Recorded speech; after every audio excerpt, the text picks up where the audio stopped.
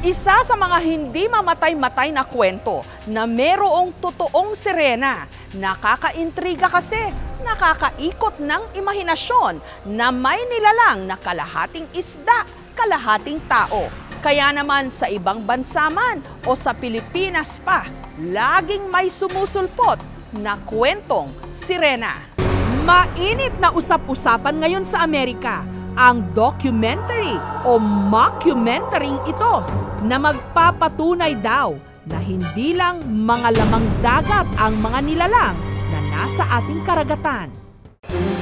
Habang nagsasagawa raw kasi ng mapping at sampling sa karagatan ang mga marine geologists sa Greenland Sea, isang misteryosong nilalang ang di umano kanilang namataan. Ang isa pa sa mga ito, pinalo pa raw ang salamin ng sinasakyang submarine ng mga marine geologist. Hinala nila, isa itong sirena. Dahil dito, muling napukaw ang interes ng buong mundo. Totoo nga bang merong sirena?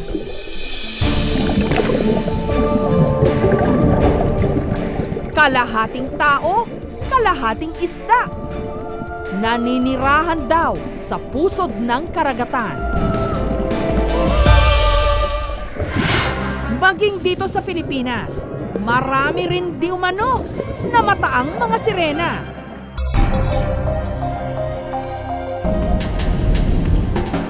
Sa barangay Palali Sur, sa bayan ng Santa Lucia, sa Ilocos Sur, sikat sa mga turista ang ilog ng buwaya. Pero hindi raw mga buwaya ang naninirahan dito, kundi mga sirena o yung tinatawag nilang maya. Tanghali, hindi na kami pwedeng pumunta dito sa ilog kasi baka maano namin yung mga sirena, ganun. Sirena daw. Pero hindi namin nakikita, pero marami naman makapagpatunay na marami nang namatay dito na dahil lang sa sirena. Taon-taon, meron daw nalulunod sa ilog na pinaniniwala ang kinukuha ng sirena. Ayon sa mga kwento-kwento, malas ang mga sirena dahil inaagawan daw ng mga ito nang huli ang mga mangingisda. Inaakit din daw nila ang mga mangingisda, sabay dadakipin. Kaya naman ang mga pumupunta sa Ilog Buwaya, naghahagis ng barya sa tubig. Ang mga mangingisda naman, nagsasabog muna ng kanin bago lumusong. Tanda raw ito ng paggalang sa mga di umano sirena. Taong 1986 nung sumisid si Mang Domeng sa ilog para manghuli ng isda. Pero matapos ang ilang minutong pagsisid, bigla na lang daw lumabo ang tubig. Kaya agad siyang umahon at muling sumisid. Ngunit sa pangalawang pagkakataon, di umano, tumambad sa kanya ang maya o sirena na akmang kukunin siya.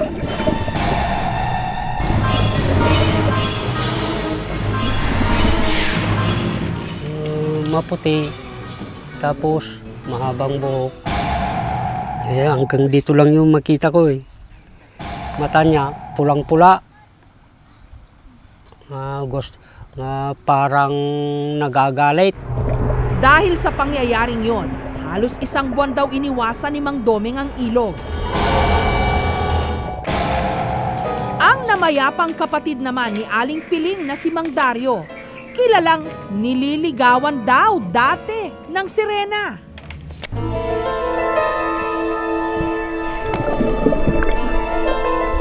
Sa tuwing lalangoy raw sa ilog noon si Mang Dario, nakakaamoy siya ng malansa.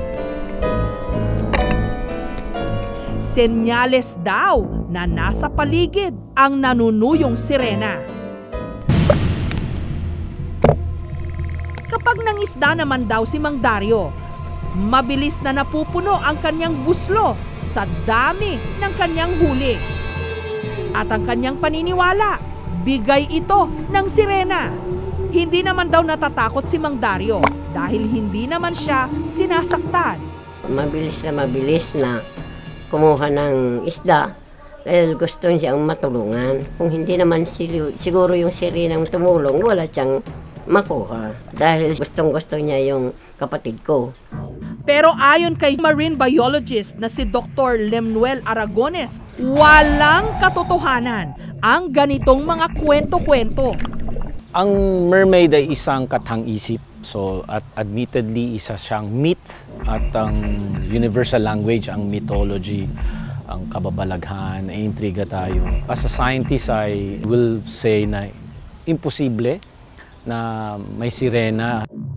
Eksplanasyon dyan sa Buaya River, mayroon lugar na may malalim dyan. So pag paligo mo, lalo na kung lasing ka halimbawa, pagod ka, puyat ka, yung undercurrent ay malakas, hihilaing ka niyan sa ilalim. Kung sa iba, imahinasyon lang ang mga sirena, may ilan naman na isinilang na parang sirena. Sa Riverside, Maa sa Davao City, ipinanganak si Norhaina noong July 10, 2008. Laking gulat ng mag-asawang Abdul at Anisa Kasindilan nung nakitang magkadikit ang mga paa ng bata na parang buntot ng isda. Ayon kay Abdul, noong buntis daw si Anisa, ang palagi nitong pinapanood, mga palabas na ang bida, sirena. Paniniwala niya, ipinaglihi ang kanilang anak sa sirena. Dahil sa ganitong kondisyon, naging tampulan ng tukso si Norhaina. Namatay si Anisa. Kaya ngayon, mag-isang pinapalaki ni Abdul ang kanilang anak. Hindi na siya nakapagtrabaho pa dahil siya na ang nagsilbing mga paa ng kanyang unika iha. O 2 buwan pa ito, madalas kami manood ng yung kay Mary Ann Rivera, pelikula ng Sirena. Oy, kumusta man? Okay lang? Ha? Nung sinuri ng mga doktor si Norhaina, nalamang meron siyang myelodysplastic syndrome o multiple congenital disorder. Yung lower extremities niya, yung right hip is dislocated. Tapos yung both knees niya are in extension, meaning hindi natin napipiko. Ang inaalala ngayon ni Abdul, paano na lang kapag nagdalaga si Norhaina? May paniniwala kasi ang mga Muslim na bawal hawakan ng sinumang lalaki ang isang babae pag nag-umpisa na itong magdalaga. Dito na hiniwa dito. Kaya nito lang Marso, nagdesisyon si Abdul na ipasailalim na sa operasyon si Norhaina, kung saan matagumpay na napaghiwalay ang kanyang mga paa. Makatutulong daw ito para maiwasan ang mga komplikasyon sa kanyang internal organs. Bagamat na isaayos ng kanyang mga paa, hindi pa rin ganun kadaling makalakad si Norhaina. Mahina pa raw kasi ang joints at muscles ng kanyang mga paa. Samantala, balik tayo sa kumalat na documentary o mockumentary tungkol sa di umano nakuha ng sirena. Matapos itong maipalabas, iba't ibang mga ulat ang kumalat at nagpatunay na hindi pala ito totoo. Wala rin daw scientific reports na magsasabing meron ngang nabubuhay na aquatic humanoid o sirena.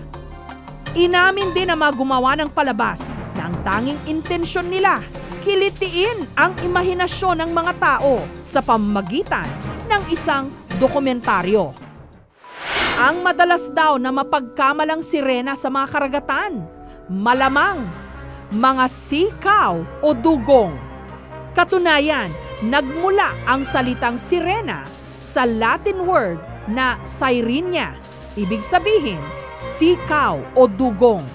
Mamal ang mga ito, may suso na katulad ng isang babae, kaya napapadede ang kanyang mga anak. May buntot katulad ng sa isda, kaya madalas napagkakamalang sirena. Ang pinakamalapit na resemblance ito sa tao ay ang location ng kanyang mammary gland. Bigla ang tingin, pwede mong mapagkamalang ibang klaseng tao o malapit sa ating uri. Sa likod ng ating imahinasyon, mabilis na nabibigyang buhay ng isipan kahit pa ang mga bagay na mahirap paniwalaan. Pero hanggat walang siyentipikong pagpapaliwanag o walang lumutang na ganoong nilalang, huwag basta maniniwala sa mga kwento-kwento o kathang-isip lang.